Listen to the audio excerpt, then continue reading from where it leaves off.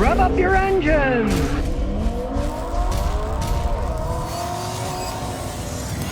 Blackbird's Wrath says, what are the biggest pros and cons of being a mechanic in an older age? One, well, as you get old, you're less a fanatic about things. You let water roll off you like water off a duck's back, so you don't worry about absolutely everything. And you've learned so much that you know what to look at right away. But the cons are, you're old, you can get carpal tunnel syndrome, your back can be sore from bending over all the time. When it gets to be 100 degrees like it does all the time here in Houston, you can get heat stroke and practically die. A few weeks ago, it was 100 3 days in a row. Boy, I'll tell you, I was sweating when I came back 4 o'clock in the afternoon from work in the afternoon, even with my big fan blowing on it. So, yeah, there's pluses and minuses of it, but since I work by myself, I like that I don't have to deal with anybody, and I'm in my own little karmic state of enlightenment, me and the machines, away from all the trouble of the world and all the hassles of crazy people, just concentrate and fixing a car. And Doris says, Scotty, can high altitudes affect the running of a car? They certainly can, but not as much as they used to, because nowadays cars have so many computer controls in them that they're able to compensate for the high altitude. Now, when I was younger, and cars had carburetors and stuff, if you lived, say, in Houston and you moved to Denver, Colorado, the mile-high city, you'd have to actually rejet the carburetor to make it run correctly because it would be getting the wrong amount of fuel. There's so much less oxygen at that level than there is at sea level that you'd have to make it so your car got more air to the fuel or it wouldn't run correctly. But modern cars, they got computers to do all that. Same thing with people say to me, Scotty, my new car says that I'm supposed to use premium fuel. Well, yeah, if you do, and it's rated at 350 horsepower, you get 350 horsepower. But if you run it on regular, the brand new cars, then it just makes them get less horsepower. Maybe it would only have 260 horsepower then, instead of 350. It would run perfectly fine, but you'd have less power. The altitude does affect, especially the older cars, but the modern cars, it doesn't bother them as much because they can generally compensate. But most of them, they will lose some amount of power because there's less oxygen there. Just like you go there and start running around, you're going to feel a little faint and lightheaded, especially if you had a couple of drinks. That's why they say don't drink when you go to a high altitude place for the first day like mad, or you're going to get tipsy. And I know that because I've been to things in Whistler in Vancouver, and boy, those guys are drinking like mad at night. I flew in the next day, I'm drinking with them at night. Boy, you feel it the next day, I'll tell you that. Moonshine Fuel says, Scotty, your garage is a garbage can. No, it isn't, because garbage cans are emptied out and all the stuff is thrown away. I don't empty out my garage, I keep putting more things in. It's the exact opposite of a garbage can.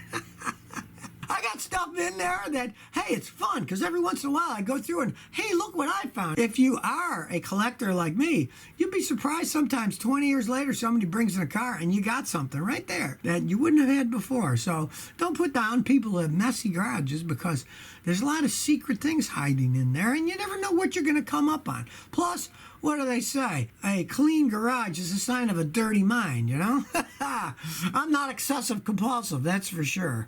I had mechanic friends that are obsessive compulsive, and they actually have the pictures of their tools painted on the wall so they know which tool goes where. Some of those guys, hey, they aren't such hot mechanics. I've seen them really botch up jobs, but they got really neat garages. Art Creation says, I got a Benz G-Wagen. You probably got a lot of money too, and you better put a lot of it away to fix it when the thing breaks.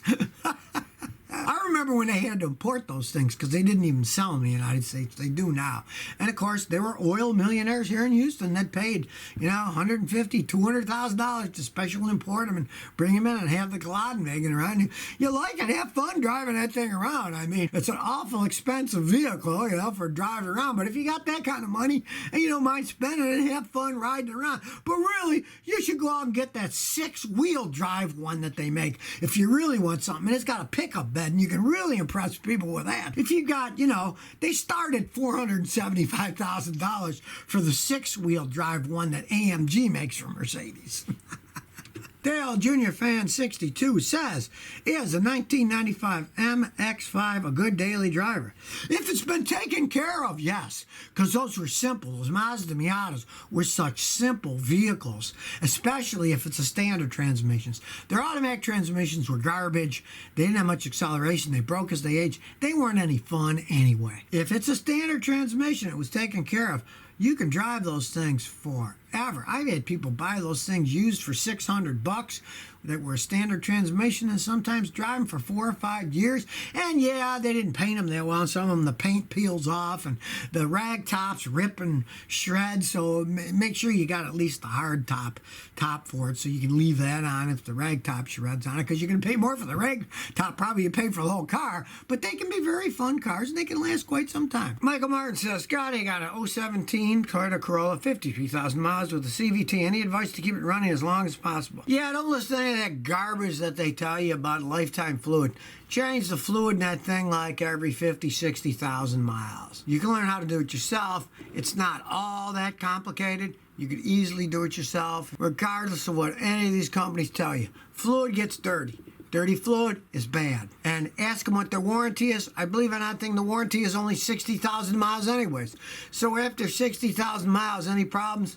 It's on your dollar, not on theirs. So I change it every 50, 60,000 miles and use the fluid that's made for it, the CVT fluid. There's different types of fluid. You got to use the CVT fluid. You can't use the regular automatic transmission fluid because it's a completely different setup. Steven says, hybrid versus gasoline cars. Hybrid cars don't make much sense for most people. They cost so much money to make, and they're such high technology. When they age, they cost so much money to fix that you never recoup your investment unless you have some type of business.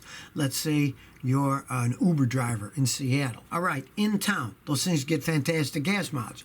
If you drive, 150, 200,000 miles with one, yeah, it'll recoup its investment, because driving in stop and go traffic, those things can get like 50 miles a gallon. A regular car will give it like 20 tops. So you'll save the money in gasoline over all that period of time. But for a regular driver, you generally never recoup your investment. On the highway speeds, they only get a little bit better gas mileage than a regular non-hybrid car because they're only running on a gasoline Atkinson cycle engine in it when they're on the highway. Then the electric motor is just a boost, and you're not regenerating any power when you're going down the highway. You're just going down the highway. The hybrid doesn't make sense, and they do cost so much more money to make. You got to pay a lot more for them, and if you keep them forever like me, when they do break and you find out it's a $5,000 battery, $6,000 generator, you're going to wish you never bought one. Carol Burrow says, I got an 016 Camry XSE that is 18-inch wheels.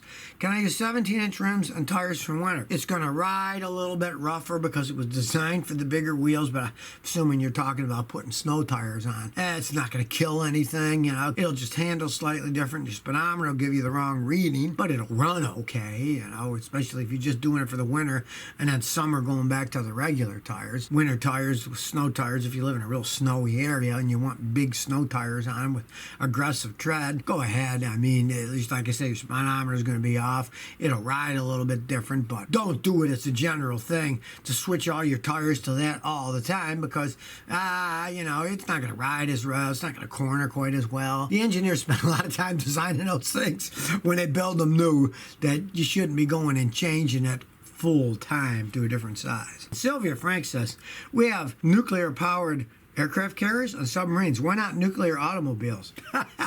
Did you ever see an aircraft carrier or a submarine? Those are huge things. They are humongous. And they've got plenty of room for a reactor. And then generally they're just boiling water with it and then making steam or electricity run the motors that they have. They're just big, giant things. Our cars are small. Strangely enough, I was watching a program the other day. The United States government, at one point in time in the Air Force, they were even attempting to make a nuclear-powered airplane. Well, one, it was dumb enough that what if something happens? You get all that radiation thrown all over the place if it blows up in the air or if it crashes. And the other is they're extremely heavy. And they found that putting it in a plane, it made it so heavy that it was just going against trying to get enough power to make it take off, but adding all that extra weight. The same thing with your car. I mean, it'd be kind of a silly thing to make something that expensive and that heavy to put in a car. That's why you're never going to see them in a car unless somewhere far in the future they make little bitty reactors that are, you know, the size of a cigarette pack or something. Who knows? Maybe they'll do that one day. I think we'd be beyond cars at that time, though. Nada says, I got an '07 Jeep Patriot. Every time I turn right, there's a grinding noise coming from the right rear. Any idea what it could be? Love your show. The first, you look at obvious stuff. Take the wheel and the hub off. Look at the brakes. Could just easily be that your brakes are wearing out. And then as you corner hard, the little bit that's left grinds against them. So check that. That's the most common thing. Then, of course, check the wheel bearing. If it's got play, when you jack it up, grab the wheel, it goes clunk, clunk, clunk, clunk, and that means the wheel bearing, and that can make grinding noises too. Pray that it's not your rear end going out, because Jeeps are notorious for having weak differentials in the rear end there, and they cost a small fortune to rebuild correctly. Nicholas Samuel says, what's the world's best motor oil? Back in the day, some oils were just naturally better than others. That's what the big thing that Pennzoil did.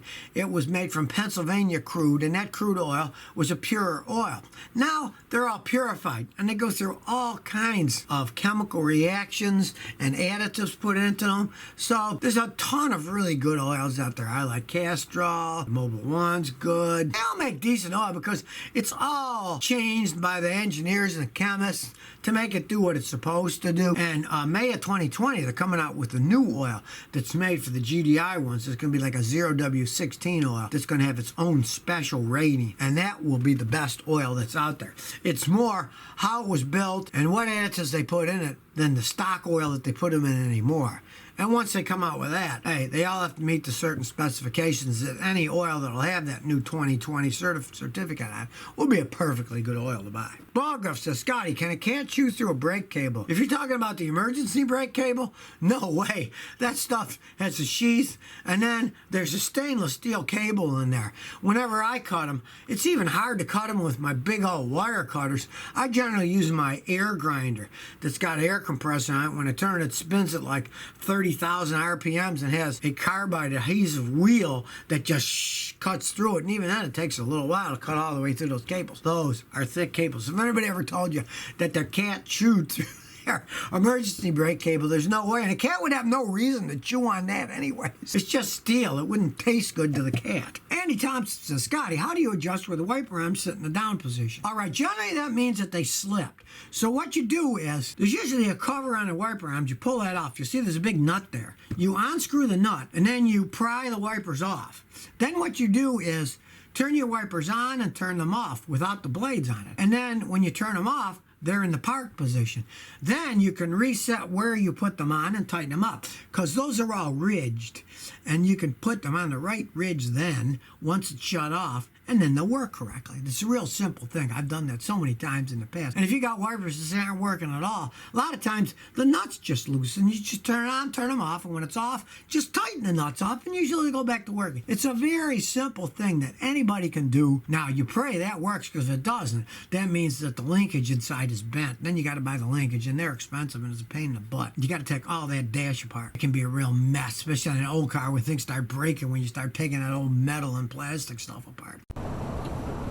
So if you never want to miss another one of my new car repair videos, remember to ring that bell.